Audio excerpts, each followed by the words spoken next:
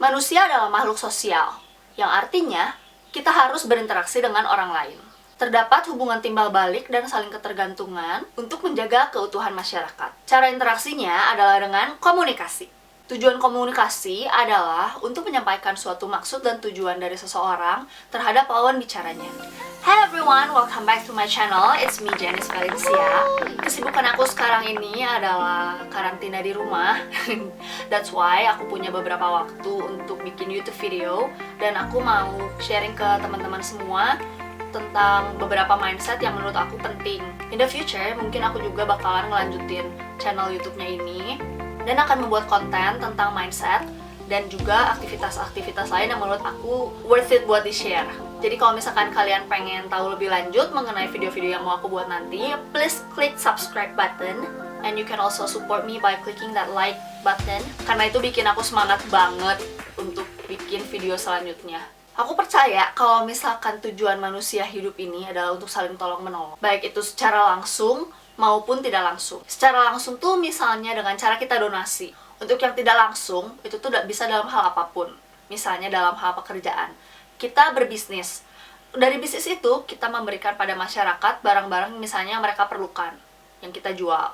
Dan timbal baliknya adalah kita mendapatkan uang. Dari memiliki bisnis tersebut juga, kita dapat membantu orang-orang untuk memberikan mereka pekerjaan. Dan kita juga dibantu oleh jasa mereka. Selain itu, bisa juga kita lihat hubungan timbal balik masyarakat di sosial media, bahkan di circle kita sendiri. Kalau misalkan gue post satu foto nih di Instagram misalnya, terus ada yang komen, biasanya gue tuh bakal komen juga di mereka punya postingan nanti, kalau mereka nggak post. Bukan berarti nggak tulus, tapi karena algoritmanya aja, jadi kalau misalkan kita sering komen-komenan ya mereka punya postingan pasti keluar gitu kan. Kecuali lu terkenal banget, komen gue nggak akan kelihatan. Tapi kalaupun misalkan kita komen ke influencer, kita tahu biasanya kalau misalkan kemungkinan untuk dibalas tuh kecil banget. Tapi kita tetap mau komen untuk mereka. Kenapa sih? Karena biasanya kita tuh simpati sama mereka. Karena mereka sebelumnya udah ngasih value ke kita. Dan kita mau support mereka supaya mereka lebih semangat untuk bikin kontennya. Nah, kontennya kan buat kita lagi gitu. Value-nya buat kita lagi. Dari situ udah bisa ambil kesimpulan nggak sih? Kalian bisa lihat pattern-patternnya. Semuanya tuh timbal balik dua arah. You give me, I give you, I give you, you give me. Sama kalau kayak lu pacaran, kalau cuma lu terus yang ngasih, kering lu lama-lama. Di intro tadi gue udah sempat bahas gimana cara interaksinya, yaitu adalah dengan cara komunikasi. Gue baru tahu akhir-akhir ini kalau banyak banget orang-orang yang masih belum tahu gimana caranya komunikasi yang baik dan benar untuk nyampaikan maksud dan tujuan mereka. Jadi ujung-ujungnya tuh terkesan gak sopan karena gak jelas, men. Komunikasinya tuh gak efektif. Untuk lebih jelasnya mungkin gue bisa kasih contoh. Sorry buat teman-teman yang ngerasa contohnya ini gue pakai, ini gue rasain sendiri. Ada di sini dan di sini. Bukannya nggak mau bantu, tapi gue nggak tahu disuruh apa. Itu kayak cuman ngasih tahu doang gitu. Dan even yang satunya lagi dia minta tolong, tapi gue nggak ngerasa dia minta tolong. Gue ngerasanya gue disuruh. We don't even talk to each other. Gimana sih caranya supaya kita bisa komunikasi yang baik dan benar? Gue mau ngasih beberapa tips, dan tips ini bisa dipakai untuk segala hal. Mau ngomong sama influencer, mau minta tolong ke influencer untuk minta endorse kalian punya brand, atau kalian mau ke brand minta endorsean, atau apapun itu, semuanya bisa. Tips yang mau gue kasih tahu ini terbagi hanya dalam 3 kategori, yaitu pendahuluan, isi, dan penutup. Gue yakin semua orang udah pasti pernah denger dan udah tahu tentang hal ini. Tapi mungkin masih belum bisa mengaplikasikannya dalam komunikasi kehidupan sehari-hari. Let me help. Pertama adalah pendahuluan. Tak kenal maka tak sayang. Kalau tak sayang, kenapa harus peduli? Jadi di pendahuluan ini kita harus build rapport dulu. Build rapport itu apa? Itu semacam pendekatan. We have to remember that lawan bicara kita adalah manusia juga yang punya perasaan. Jadi nggak bisa langsung ditodong. Bantuin gue, woy! Nggak bisa. Gue punya contoh lagi, yang ini bukan langsung ke gue, tapi bisa dilihat. Itu tuh nggak sopan. So, as much as we don't like small talks, tapi pasti kita lebih nggak suka kalau misalkan dianggap kayak robot kan. Kayak lu nyuruh langsung ke Siri atau Alexa. Hey Siri! Nggak disahut. Let me give you an example. Hello, how do you do? Hope you're doing great during this pandemic time. Setelah itu, kita bisa perkenalan diri sendiri. Kalau misalkan kalian merepresentasikan suatu perusahaan, kalian juga bisa tambahin tentang perusahaan kalian tersebut di pendahuluan ini. Kalian bisa kasih tahu hal yang relevan juga, karena setiap dari diri kita masing-masing pasti punya version of ourselves yang berbeda-beda. Misalnya mau ngomong sama dokter pembimbing, yang pasti aku omongin adalah, "Selamat siang dok, salam dulu. Saya Janice, mahasiswa profesi periode 21.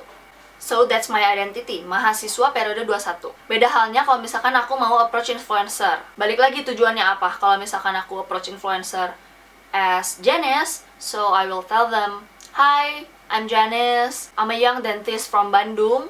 And then bla bla bla bla bla. Tapi kalau misalkan aku mau approach orang sebagai owner dari brand aku punya, Nisia, I will tell them like, "Hi, I'm Janice, owner of Nisia Smile." Nisia Smile is a company that works in dental cosmetic industry, and we sell home teeth whitening kit dengan harga yang affordable dan keamanan serta hasil yang udah terbukti.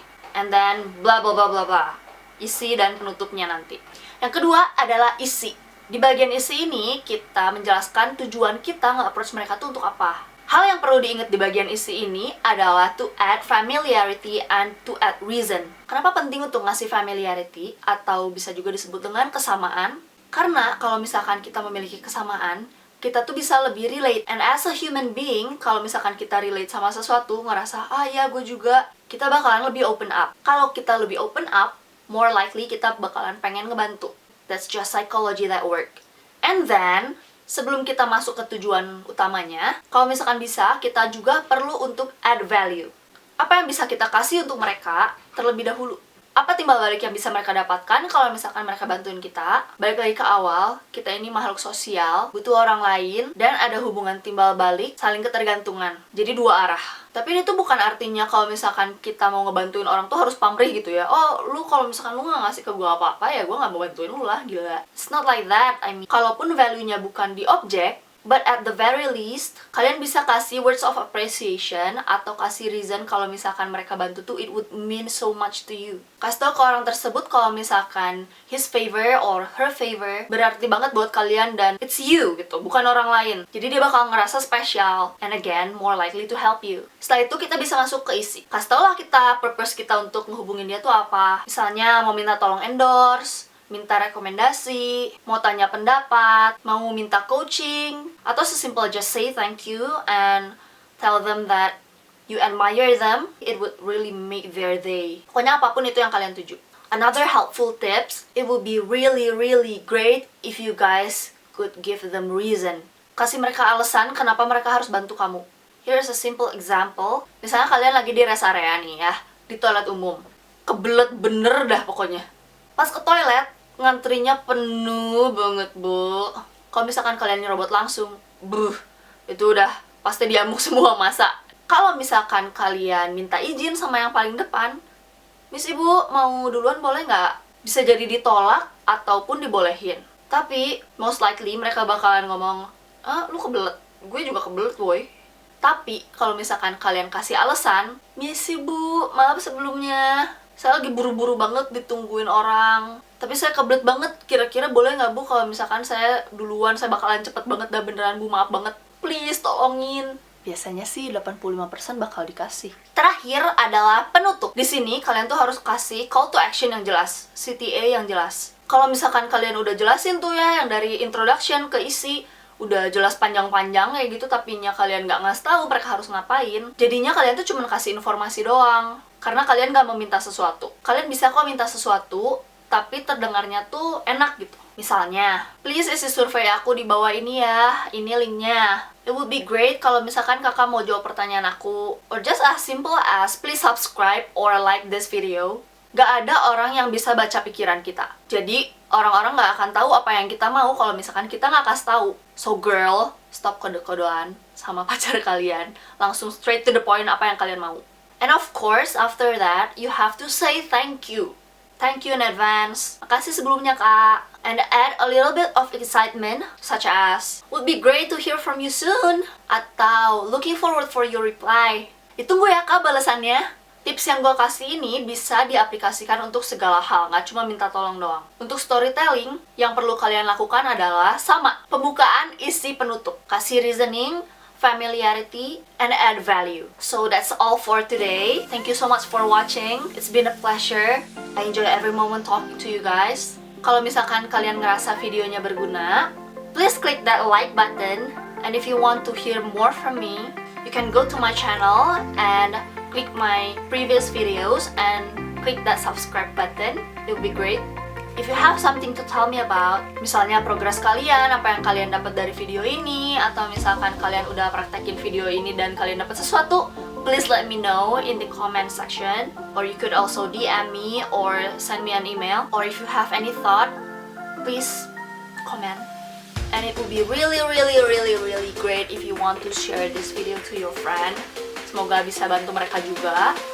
And thank you so much for your support. See you in my next video. Bye-bye.